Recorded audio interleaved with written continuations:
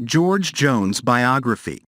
Born on September 12, 1931, in Saratoga, TX.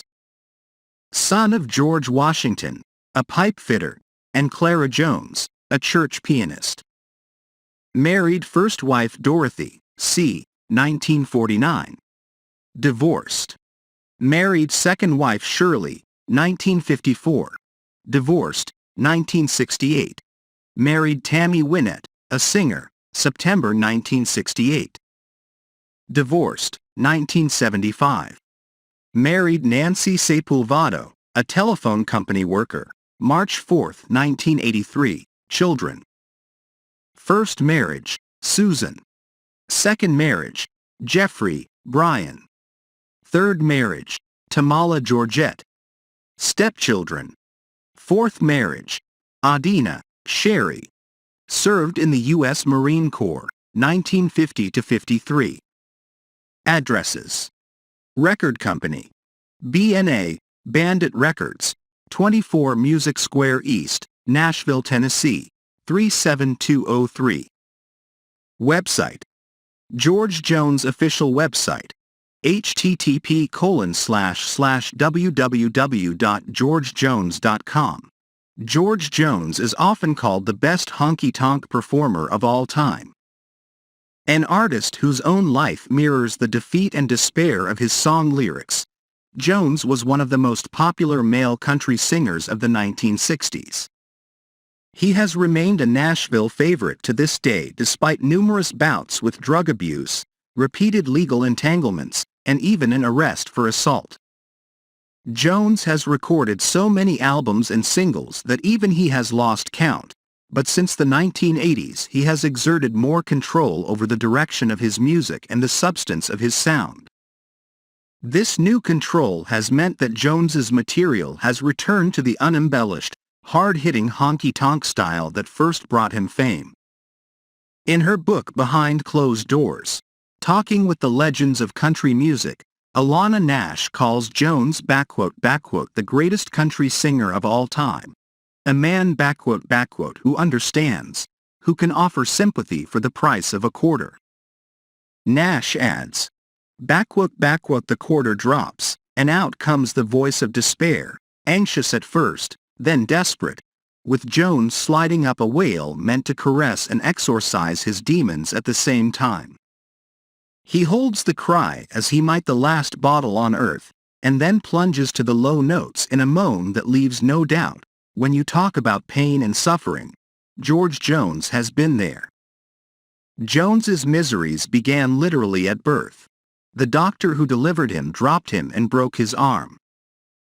Jones was raised in a succession of small Texas towns, his family finally settling in Beaumont, where his father took work in the shipyards. Life was hard for young George, who took what little consolation he could find from the guitar he learned to play at the age of 9.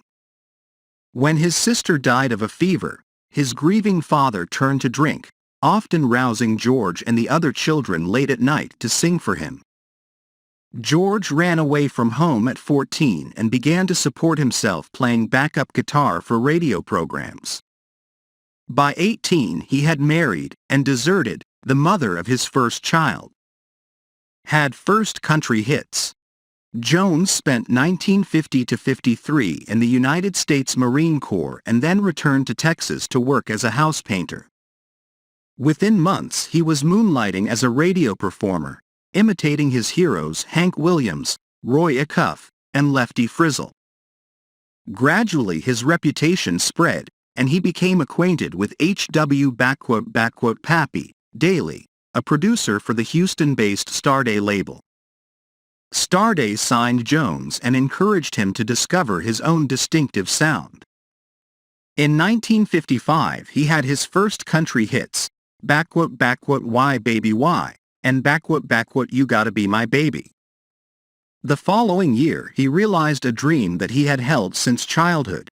He was invited to join the Grand Ole Opry.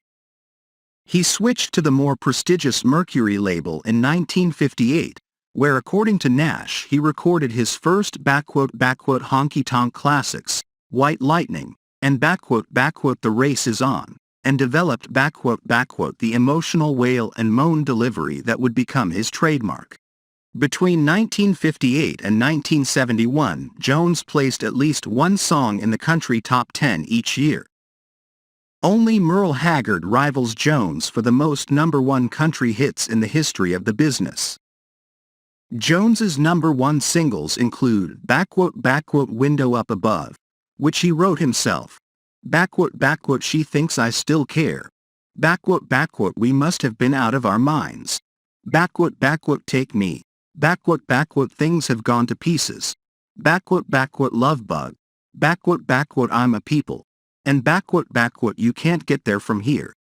Record companies bid for Jones's services, and he switched several times, working at United Artists, Musicorp, and finally Epic. For more than a decade, he turned out albums at a staggering rate and toured almost without a break. The relentless pace Jones set inevitably began to take its toll. By the mid-1960s, the singer began to drink heavily and behave erratically, missing concert dates entirely or playing only abbreviated programs. His reputation received a reprieve in 1967, when he began to tour with Tammy Wynette. Both Jones and Wynette were at the peak of their careers at the time, and they proved a winning duo. They were married in 1968. For a time, the marriage seemed to steady Jones. He and Wynette even ended their concerts with a song version of their wedding vows. But turbulence developed and Jones began drinking heavily again. Jones and Wynette divorced in 1975 and quarreled openly for some years thereafter.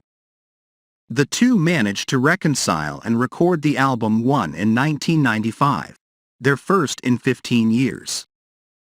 Wynette had appeared on Jones's acoustic album in 1994, called the Bradley Barnes Sessions, which helped ease tensions between the two and made the recording of One possible. "We rediscovered our loyalty, and I think our patience and endurance speak well of both of us, after what we've been through," Wynette told Nash in an article for Entertainment Weekly in 1995. Wynette died of a blood clot on May 14, 1998. Plagued by personal problems. The late 1970s proved a nadir for Jones. He had to declare bankruptcy after a number of show promoters sued him for missed dates. Alcohol abuse led to automobile accidents, fights with lovers, and one instance where he fired a gun at a male friend. By 1983, he had been hospitalized and arrested repeatedly for alcohol and cocaine use and sued by a legion of creditors and ex-wives. Nash notes, however, that his problems only made him more irresistible to his fans. Even as he wrestled with the shambles of his personal life, Jones made a momentous professional decision. He vowed to return to the traditional country sound that he had always loved, a sound that had too long been submerged in overproduced tracks. Jones told High Fidelity that he allowed his producers, among them the celebrated Billy Sherrill, to orchestrate his material in such a way that it might appeal to the crossover audience. "I went along with the record company against my better judgment," he said. "I didn't want to do it, but I let them put strings on my sessions just out of curiosity, more or less, just to see what they might do.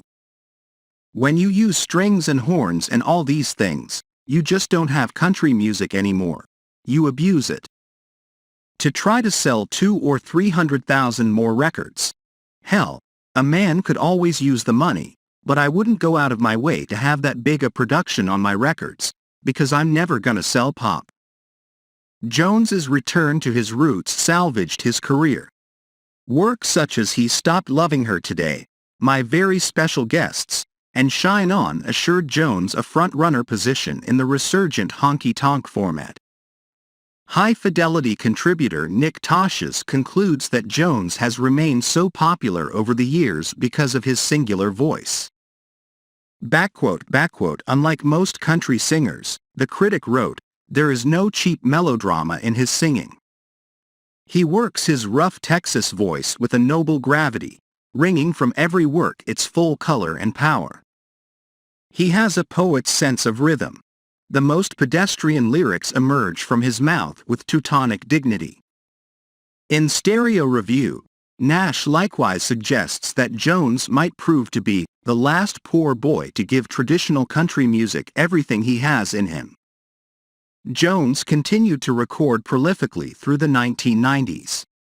Among his most notable releases were High-Tech Redneck in 1993, the Bradley Barnes Sessions in 1994, It Don't Get Any Better Than This in 1998, and The Cold Hard Truth in 1999, on which Jones's Grammy Award-winning single, Choices, appeared.